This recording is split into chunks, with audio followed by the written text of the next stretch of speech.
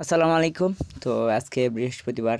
আর আমার প্রতিদিনের সকালে যা কাজ থাকে তা এখন করতে হবে। আমার প্রতিদিন সকালে কাজ হলো প্রথমে আমার যে গরু রাখার জায়গা আছে সেটা পরিষ্কার করা, তারপর গোড়াতে খ্যার দেওয়া।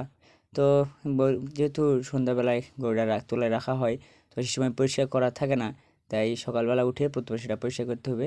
তারপরে এই যে খ্যারের পালা, এগুলো থেকে খ্যার দিতে হবে।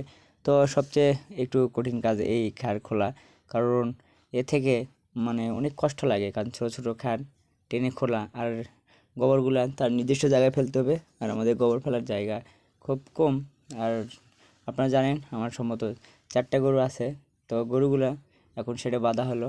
তো এখন পরবর্তী কাজ হলো আমার এখন সকালে আমার পটলের জমিতে যাওয়া, কারণ পটলের জমিতে দেখাশোনা করতে হবে সকালবেলা কেমন ফুল ফোটে বা পটল গাছে কী দিতে হবে সেগুলো দেখার জন্যে।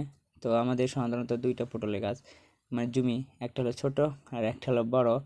তো সকালবেলা বড়টাতে যাই দেখি আমার বাবা বসে আছে, মানে ফুল শুঙাচ্ছে।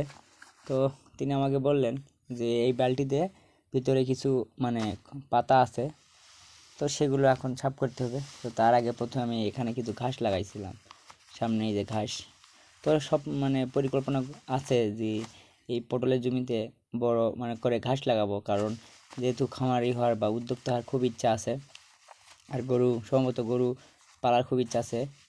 তো পটল দেখতে আসে এখন পটলের যে মরা পাতা বা যেগুলো বয়স্ক পাতা আছে সেগুলো এখন পরিষ্কার করার দায়িত্ব আমাকে দিল, আর বালতিতে করে।